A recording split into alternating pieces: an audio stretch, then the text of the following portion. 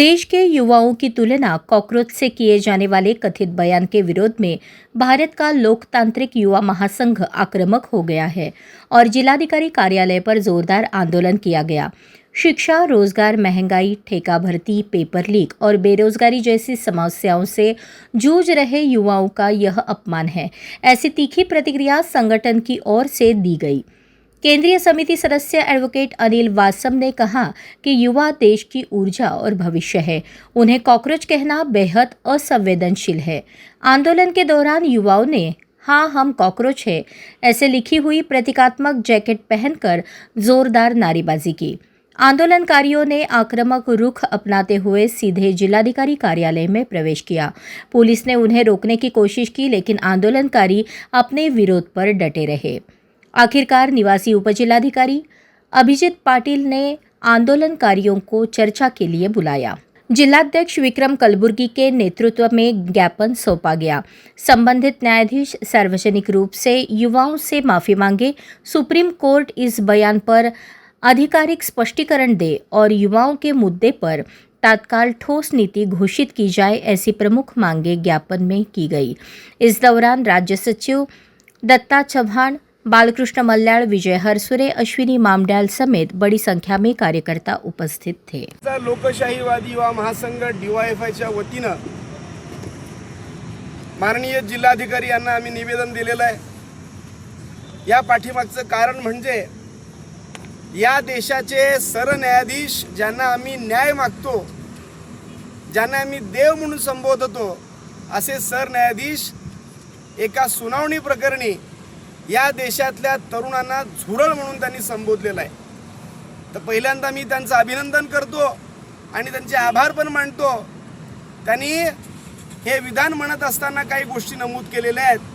त्यांनी म्हटलं या देशामध्ये बेरोजगार तरुण आहेत, या बेरोजगार तरुणांच्या हाताला काम नाही, ही सत्य परिस्थिती त्यांनी देशापुढे मांडलेली आहे। ही वस्तुस्थिती या देशाचे पंतप्रधान यांनी लक्षात घेऊन जे बेरोजगार तरुण आहेत तुम्ही त्यांच्या हाताला काम द्या, म्हणजे ते झुरळासारखे तुमच्यावरती हल्ले करत नाहीत। म्हणून या सरन्यायाधीशांनी जो विधान केलेलं आहे ते विधान करत असताना वस्तुस्थिती मांडलेली आहे, पण वस्तुस्थिती मांडत असताना युवकांची तुलना त्यांनी झुरळांशी केली। या वक्तव्याचा आम्ही निषेध करण्यासाठी या ठिकाणी आलो आणि आम्ही सनदशीर मार्गाने कायदेशीर पद्धतीने जिल्हाधिकाऱ्यांना निवेदन दिलेलं आहे। खरं तर आज आम्ही जिवंत झुरळ या अधिकाऱ्यांच्या खोलीत सोडणार होतो, परंतु त्या प्राण्यांचं, त्या मुख्या प्राण्यांचं देखील जीवाचं बळी न घेणं हे देखील त्यांचं अधिकार कुठेतरी हिरावल्यासारखं होईल। आमच्यातली माणुसकी दाखवून आम्ही ते काम न करता प्रतिमात्मक झुरळाची प्रतिमा या ठिकाणी निवेदनासोबत जिल्हाधिकारी यांना दिलेलं आहे। या सरकारला मी एवढंच सांगू इच्छितो, या देशाचे सरन्यायाधीश ज्यांना झुरळ म्हटलेलं आहे, या झुरळांच्या हाताला काम द्या, बेरोजगार तरुणांना रोजगार द्या। जर तुम्ही नाही दिलात तर नक्कीच या व्यवस्थेवरती हे झुरळ हल्ले केल्याशिवाय राहणार नाही। या ठिकाणी पुन्हा एकदा सरन्यायाधीश, देशाचे पंतप्रधान यांचा या ठिकाणी जळजळीत निषेध आम्ही व्यक्त करत आहोत। आंदोलनाचं पहिल्या टप्प्यातलं काम या ठिकाणी आम्ही पुढे आणलेलं आहे। याहून अधिक तीव्रतेनं, अधिक उग्र स्वरूपात पुढच्या आंदोलनाची दिशा राहील, अशी या ठिकाणी मी सरकारला आजच्या या आंदोलनाच्या निमित्ताने इशारा देतोय। अरे युवकांना झुरळ म्हणणाऱ्या सरन्यायाधीशाचा धिक्कार असो, धिक्कार असो, धिक्कार असो। युवकांना झुरळ म्हणणाऱ्या सरन्यायाधीशाचा धिक्कार असो, धिक्कार असो, धिक्कार असो। स्वतंत्र लोकशाही समाजवाद जिंदाबाद, जिंदाबाद, जिंदाबाद। अरे बेरोजगारांना रोजगार मिळालाच पाहिजे, मिळालाच पाहिजे, मिळालाच पाहिजे। अरे बेरोजगार तरुणांना रोजगार मिळालाच पाहिजे, मिळालाच पाहिजे, मिळालाच पाहिजे। अरे DYFI करे पुकार, इन्कलाब जिंदाबाद संबोधून त्यांचा आत्मसन्मान, त्यांच्या डिग्र्या, त्यांच्या पदव्या यांना मातीमोल करून टाकलेलं आहे। कारण या देशात लाखो युवक शिक्षण घेतात, पदवी घेतात आणि बेरोजगार म्हणून या समाजात वावरत असतात। ते वावरत असताना लोकशाही मार्गाने अनेक वेळा आंदोलन करतात, सोशल मीडियावर व्यक्त होतात, निवेदने देतात, आपापल्या भावना व्यक्त करत असतात। सरकार मात्र त्याबाबत न्याय देत नाही, रोजगार काढत नाही।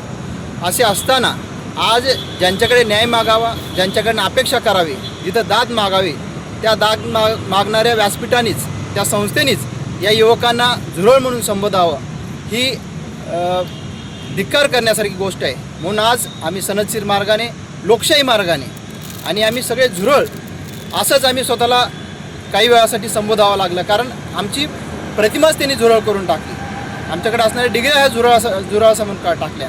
त्याच्यामुळे आज या ठिकाणी जिल्हाधिकारी साहेबांना democratic youth federation of India DYFI Solapur जिल्हा कमिटीच्या वतीने आम्ही निवेदन दिले आहोत की न्यायाधीशांनी, सर्वोच्च न्यायालयाच्या न्यायाधीशांनी या देशाचे जे शब्द घेतले त्यांनी ते माघार घ्यावं, माफी मागावी या तरुणांना आणि त्यांच्या रोजगारासाठी, त्यांच्या शिक्षणासाठी योग्य ती भूमिका, योग्य ते व्यासपीठ त्यासाठी कामी आणावं अशी मागणी या ठिकाणी आम्ही केलेली आहोत.